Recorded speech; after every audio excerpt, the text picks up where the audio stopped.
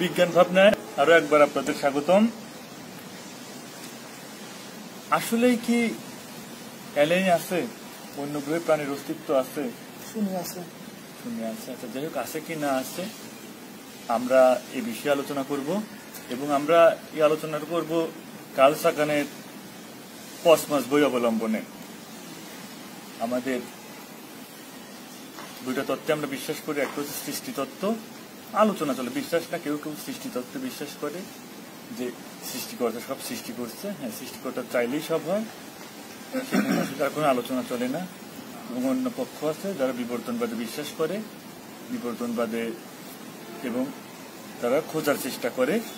বইটাও বিবর্তনবাদের উপর। আমার ব্যক্তিগত মতামত আমি দেব না, আমি শুধু কার্ল সাগানের বই থেকে আলোচনা করব। কার্ল সাগান তার বইয়ের দ্বিতীয় চ্যাপ্টারে প্রথমে লিখেছেন যে আমি সবসময় অবাক হয়ে ভাবি যে আসলেই কি অন্য জায়গায়, অন্য গ্রহে প্রাণ পাওয়া যাবে, অন্য জায়গায় প্রাণের সন্ধান পাওয়া যাবে? যদি পাওয়া যায় তাহলে কেমন হবে, তারা কি দিয়ে তৈরি হবে? আমাদের পৃথিবীতে যেসব প্রাণ আছে, প্রাণের উৎস,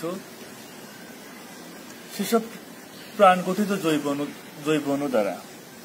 জৈব অণু হচ্ছে খুবই ক্ষুদ্র ও জটিল গঠন বিশিষ্ট এক প্রকার অণু, যার কেন্দ্রে রয়েছে, কেন্দ্র ভূমিকা পালন করে কার্বন, তার কাছে হাইড্রোজেন, অক্সিজেন এরাও আছে। মূলত কেন্দ্র ভূমিকা পালন করে কার্বন। একসময় এই পৃথিবীতে প্রাণের কোনো অস্তিত্ব ছিল না, পৃথিবী ছিল ফাঁকা, ধুধু প্রান্তর। কিভাবে প্রথম প্রাণ আসলো, কিভাবে প্রথম জৈব অণু পৃথিবীতে আসলো, কিভাবে সেই জৈব অণুতে প্রাণ সঞ্চার হলো, কিভাবে সেই সরল কোষ থেকে আমাদের মতো জটিল প্রাণের সৃষ্টি হলো, সেসব ভাবনা সবসময় বিজ্ঞানীদের ভাবিয়েছে।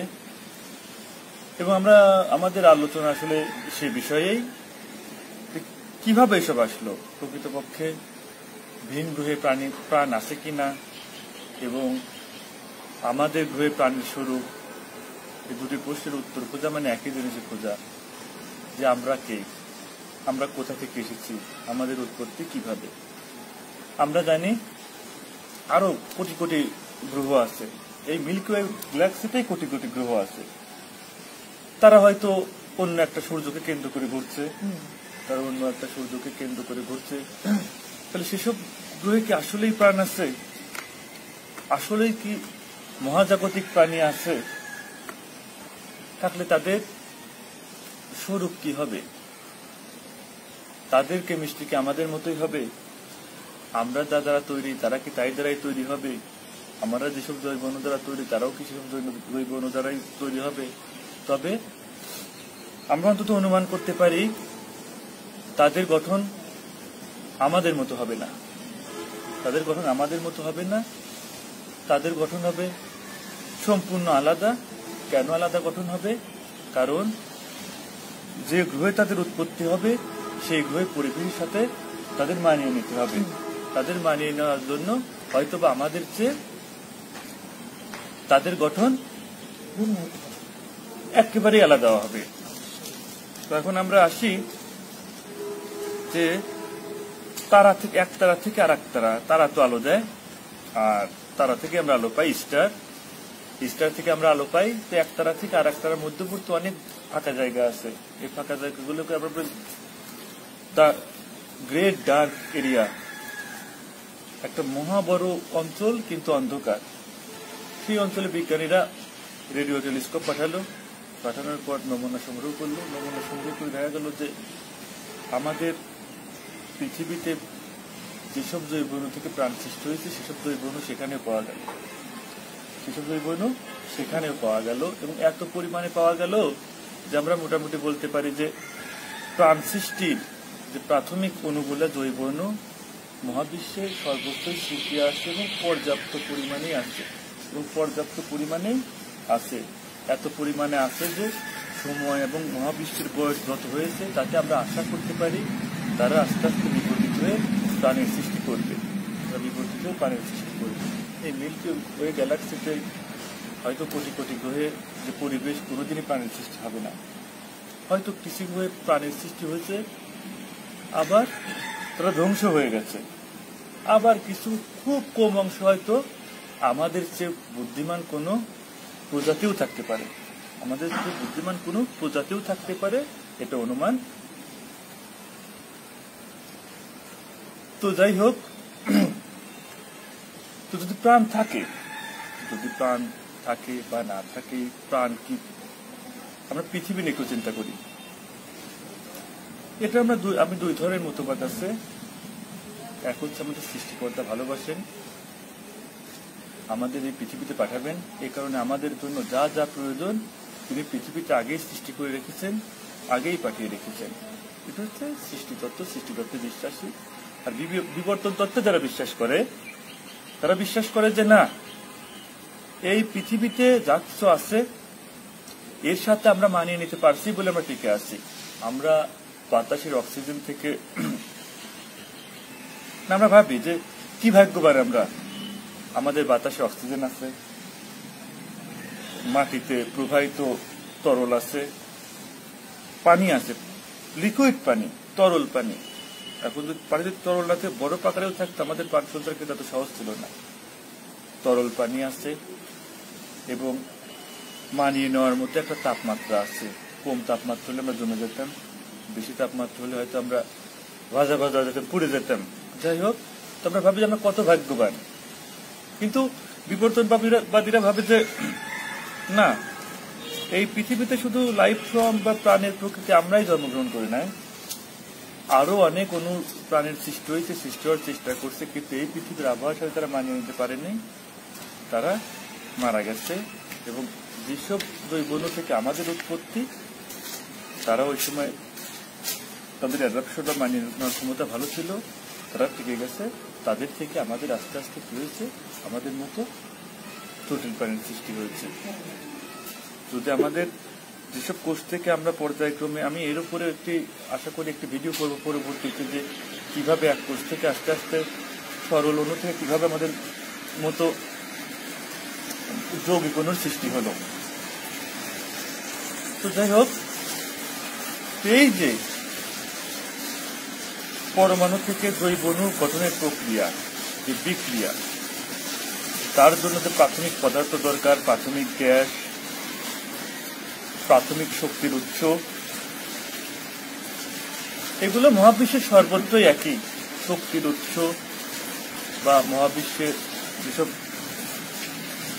পদার্থ আছে সব জায়গায়, পৃথিবীতে কোনো কিছু ইউনিক নাই, মানে কোনো কিছু অনন্য নাই। এমন না যে পৃথিবীতে আছে শুধু অন্য কোথাও না, তা না। এই উপাদানগুলো মহাবিশ্বের সর্বত্রই ছড়িয়ে আছে। প্রাণ সৃষ্টি কিন্তু সর্বত্রই ছড়িয়ে আছে। যেহেতু সর্বত্রই ছড়িয়ে আছে, তাহলে আমরা যে ল্যাবরেটরিতে যে বিক্রিয়া করি, সেই বিক্রিয়া মহাবিশ্বের অন্য কোনো জায়গায় ফাঁকা অঞ্চলে যেহেতু জৈবণু ছড়িয়ে আছে, রেডিও টেলিস্কোপে আমরা নমুনা সংগ্রহ করেছি, যে কোনো জায়গায় আমরা এই বিক্রিয়া ঘটতে পারি। প্রাণ গঠনের বিক্রিয়া সর্বোচ্চই ঘটতে পারে। যেহেতু আমাদের যে উল্কাপিণ্ড আছে, আমরা দেখাতে বলি তারাকোষে পরে আসলে উল্কাপিণ্ড আছে, সেই উল্কাপিণ্ডের নমুনা পরীক্ষা করে তাতে আমরা অ্যামিনো অ্যাসিডের উপস্থিতি পেয়েছি। অ্যামিনো অ্যাসিড প্রাণ সৃষ্টির জন্য, আমাদের যে পৃথিবীতে যে ধরনের প্রাণ আছে, সে প্রাণ সৃষ্টির জন্য খুব গুরুত্বপূর্ণ ভূমিকা রাখে, খুব গুরুত্বপূর্ণ ভূমিকা রাখে। তো যাই হোক, আমরা যদি ধরেই নেই যে পৃথিবীতে যেভাবে বিক্রিয়া প্রাণের শুরু হয়েছে, একই রকম জৈবণু দিয়ে একই গঠনের প্রাণ সৃষ্টি অন্য কোনো গ্রহে হলো, তাদের জৈবণুর গঠন আমাদের জৈবণু গঠন সেম, অর্থাৎ একই পদার্থ দিয়ে আমরা তৈরি হলাম। তারপরেও তারা কি আমাদের মতো একই ধরনের হবে? আমাদের দেহ প্রত্যঙ্গ যেমন, তাদের দেহ প্রত্যঙ্গকে, অঙ্গ প্রত্যঙ্গকে একই ধরনের হবে?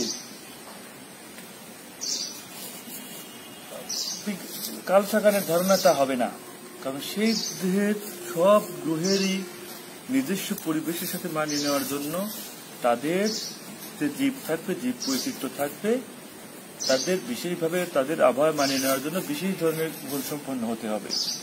যে গ্রহ আছে সেই গ্রহের ধরনে তারা মানে যদি একই পদার্থ দ্বারা গঠিত হয়, আমাদের একই অক্ষ প্রত্যক্ষ থাকবে না, আমাদের একই রকম গঠন থাকবে না। কিছু কিছু আমরা দেখেছি সায়েন্স ফিকশন রাইটার যারা, তারা প্রাণের তারা কিছু অ্যালিয়েন কল্পনা করেছে। আমরা কিছু সিনেমাই দেখেছি। যদি আমরা দেখি অ্যাভাটার, বড় কান, বিশিষ্ট লম্বা পা। আবার যদি আমরা হিন্দি একটি ছবি দেখলাম কোই মিল গায়ে, সেখানে একটি অ্যালিয়েনকে দেখানো হয়েছে এবং তার চোখ আছে, পা আছে এবং শারীরিক গঠন একই। কেন এইরকম কেন হয়? কারণ আমরা এক ধরনের বায়োলজিতেই অভ্যস্ত, আমরা একই ধরনের শারীরিক গঠন সম্পর্কে পর্যন্ত জানি, আমরা ভিন্ন ধরনের শারীরিক গঠন সম্পর্কে জানি না। এই জন্য আমাদের কল্পনাতেও যেসব ছবি আসে তারা এদের মতোই, শুধু তাদের বাহিক অঙ্গ প্রত্যঙ্গে কিছু পাল্টানো দেখানো হয় তারা একই জৈব অণু দ্বারা একই হাত আছে, পা আছে, চোখ আছে, কথা বলে, বা সিনেমার টুইস্ট বাড়ানোর জন্য তাদের ভিতর বিশেষ ক্ষমতা আছে ভাবা হয়। তাছাড়া দৈহিক গঠনে বা রাসায়নিক গঠনে কিন্তু আলাদা কিছুই ভাবা হয় না, একই ধরনের পদার্থ, হাত, পা, নাক, কান, চোখ এসবই। তো কার্ল সাগান তার বইতে মনে করেছেন না, তিনি মনে করেন না যে যদি ভিন্ন গ্রহে প্রাণীর উৎপত্তি হয়, আমাদের আর তাদের রাসায়নিক গঠন যদি একই হয়, তবে মনে হয় না যে তারা কোন সরীসৃপ বা পোকামাকড় বা মানুষের মতো গঠন বিশিষ্ট হবে। এমনকি আমরা চামড়ার রং আলাদাভাবে দেখিয়েছে, চামড়ার রং আলাদা, তিনি মনে করেন না যে চামড়ার রং টং এসবেও কোনো মিল থাকবে। তার ধারণা যে সম্পূর্ণ কি হবে, আলাদা হবে। যেমন তাদের আলোর ফ্রিকোয়েন্সিকে শনাক্ত করার জন্য আমাদের যেরকম দুইটা চোখ আছে, হয়তো তাদের একটা চোখ থাকবে। তো যাই হোক, কার্ল সাগানকে যদি প্রশ্ন করা হলো যে তাহলে আপনি কি মনে করেন যে কি ধরনের লাইফ ফর্ম অন্য গ্রহে দেখা যেতে পারে, সে বলল যে যেহেতু আমি এক ধরনের জীবনের সাথেই পরিচিত, এক ধরনের জৈবনের সাথে পরিচিত, মানুষ, গাছ, জীব বা উদ্ভিদ যাই বলি, সবাই কিন্তু আমরা সাধারণ মানুষ বাইরে থেকে পার্থক্য বুঝি না, সবার কিন্তু রাসায়নিক গঠন একই ধরনের কোষ দ্বারাই আমরা সবাই গঠিত। তো কার্ল সাগান বললেন যেহেতু আমি একই ধরনের, আমি ভিন্ন ধারার কোনো জীবনের সাথে পরিচিত না, আমিও কল্পনা করতে পারি না যে কি ধরনের জীব, উদ্ভিদ বা প্রাণী তারা হতে পারে। তবে কেউ যদি আমাকে জোর করে যে একটা কল্পনা করে, আমি একটা কল্পনা করতে পারি। তিনি তার কল্পনার কথা বর্ণনা করলেন যে জুপিটার, বৃহস্পতি একটা গ্রহ, গ্যাস জায়ান্ট, গ্যাসের তৈরি অনেক বড় গ্রহ। তার বায়ুমণ্ডলে আছে হাইড্রোজেন, হিলিয়াম, আছে মিথেন, পানি এবং অ্যামোনিয়া। এবং পৃথিবীতে যে সলিড কঠিন যে স্তর আছে, কঠিন জমিন আর কি, যার পর আমরা ভর করে দাঁড়ায় আছি, বৃহস্পতিতে এই ধরনের কোনো সলিড সারফেস নাই। সলিড সারফেস যেহেতু নাই, সর্বত্রই গ্যাস, সেহেতু সেখানে সর্বদা ঝড় হচ্ছে, মানে কত বেগে ঝড় হচ্ছে পৃথিবীর তুলনায় আমরা কল্পনাই করতে পারবো না। সবসময় ঝড় হওয়া হচ্ছে এবং অভ্যন্তরভাগ খুব খুব খুব পরিমাণে উত্তপ্ত, অভ্যন্তরভাগ খুব পরিমাণে উত্তপ্ত। সেই জায়গায় যদি একটা জীবনের উদ্ভব হতে হয়, তাহলে যেরকম আমরা উল্কাপিণ্ডে অ্যামিনো অ্যাসিডের অস্তিত্ব পেয়েছি, আমরা ধরলাম যে একইভাবে জৈব অণু কোনোভাবে বৃহস্পতির মহাকর্ষিক টানে বৃহস্পতিতে পতিত হলো। সেই জৈব অণুর প্রথম যদি সে কেন্দ্রে চলে যায় বৃহস্পতির, খুব উত্তপ্ত আবহাওয়া, সে পুড়ে যাবে।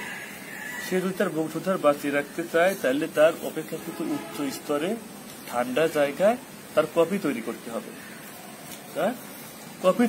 হবে। যেন সেই কপি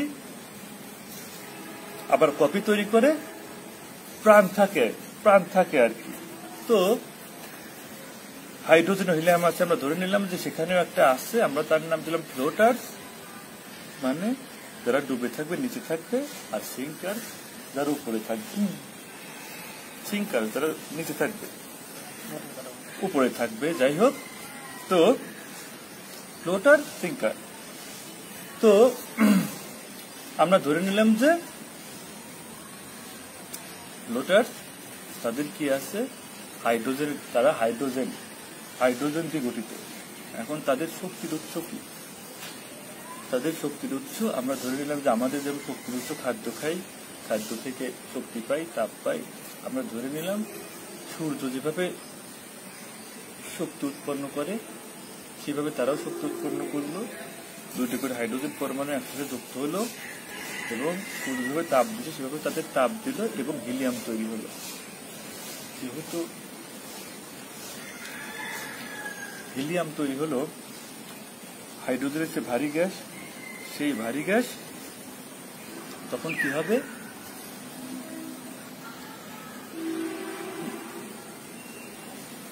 প্রাণীর নিচ দিয়ে বের হয়ে যাবে।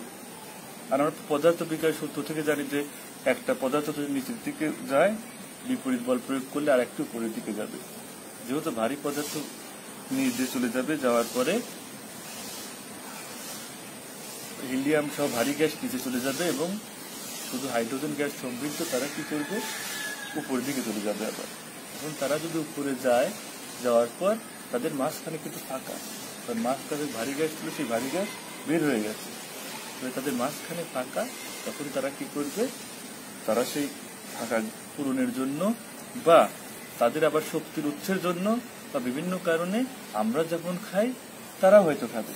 তারা কি খাবে, হয়তো তারা প্রি ফর্মড আগেই তৈরি হয়েছে এমন কোন জৈব অণুকে খাবে, অথবা আমাদের গাছপালা উদ্ভিদ যেমন সূর্য থেকে শক্তি উৎপন্ন করে, তারা হয়তো তাদের সান আমাদের সূর্য তো বৃহস্পতিতে আমাদের সূর্য সেখান থেকে শক্তি উৎপন্ন করবে। যাই হোক, তারা যাবে এবং এখন আর এক প্রকার প্রাণের দরকার, যারা হচ্ছে হান্টার্স, তারা শিকার করবে। এই যে যেসব ফ্লোটার্স ভিতরে ফাঁকা, তারা কি হবে, তারা আর একটা ফ্লোটার্সকে গ্রহণ করবে। গ্রহণ করলে তারা তখন কি হবে, ভারী হবে। ভারী হয় তারা সিঙ্কার্স, তারা তখন নিচে যাওয়া শুরু করবে। তারা যখন নিচে যাওয়া শুরু করবে, আবার যখন একটা ফ্লোটার যদি বেশি পরিমাণ ফ্লোটার্সকে গ্রহণ করে, তখন তারা খুব বেশি নিচে চলে গেলে পরে বেশি তাপমাত্রায় তারা ধ্বংস হয়ে যাবে। অতএব খেয়াল রাখতে হবে যে তারা যেন বেশি পরিমাণে গ্রহণ না করে এবং তারা করবে না। যাই হোক, কার্ল সাগান আর তার সহকারী সালপেটার, তারা দুজন পদার্থ বিজ্ঞান এবং রসায়ন বিজ্ঞানের আলোকে এই জীবন যে এই ধরনের হতে পারে সূত্র ভিতর থাকে, তারা শুধু আলোচনা করেছেন যে পদার্থ বিজ্ঞান এবং রসায়ন বিজ্ঞানের যে সূত্র আছে, সেই সূত্রের ভিতর থেকেই এসব গ্রহে প্রাণের অস্তিত্ব কল্পনা করা সম্ভব। এবং তারা শেষ পর্যন্ত বলেছেন, যদি লক্ষ লক্ষ গ্রহে প্রাণের অস্তিত্ব থাকে, তবে অন্তত 2-1টিতে হলেও এই ধরনের প্রাণের অস্তিত্ব থাকবে, যারা আসলে গ্যাস বল, সবাই গ্যাস বল, আমাদের মতো তাদের কোনো অঙ্গ প্রত্যঙ্গনে কথা বলার জন্য কিছুই দরকার নেই, তারা শুধু গ্যাস বল, কিন্তু তারা প্রাণ, তারা শুধু হচ্ছে প্রাণ। যাই হোক, প্রকৃতি বিজ্ঞানের এই পর্যবেক্ষণ অনুযায়ী মেনে চলতে তো বাধ্য নয়। প্রকৃতি বিজ্ঞানের নিয়মে চলবেন, যে সিদ্ধান্তে পৌঁছাবে সেই সিদ্ধান্তে মেনে চলতে প্রকৃতি বাধ্য নয়। যাই হোক, বায়োলজি বা জীববিদ্যা পদার্থ বিজ্ঞানের মতো না, এটা হচ্ছে ইতিহাসের মতো। ইতিহাস এবং পদার্থবিদ্যার, ইতিহাস এবং বায়োলজির কোন সূত্র নাই যে সূত্র দিয়ে তুমি ভবিষ্যৎ প্রেডিকশন করতে পারবে, ভবিষ্যৎবাণী করতে পারবে, কিন্তু পদার্থ বিজ্ঞানের আছে। আমি যদি একটা বস্তু ঢেল দেই, আজ অবস্থা জানা থাকলে আমি হিসাব করে বলতে পারবো যে কত দূরে যা পড়বে। কিন্তু ইতিহাস এবং বায়োলজির বেলায়, হিস্ট্রি এবং বায়োলজির বেলায় এই বিষয় নাই, তাদের প্রেডিক্ট করার কোন সূত্র নাই। এই দুটো সাবজেক্ট আমাদের কাছে অনেক কঠিন, কারণ এটা জটিল, আমাদের কাছে জটিল, আমরা এই বিষয়ে তেমন কিছুই জানি না।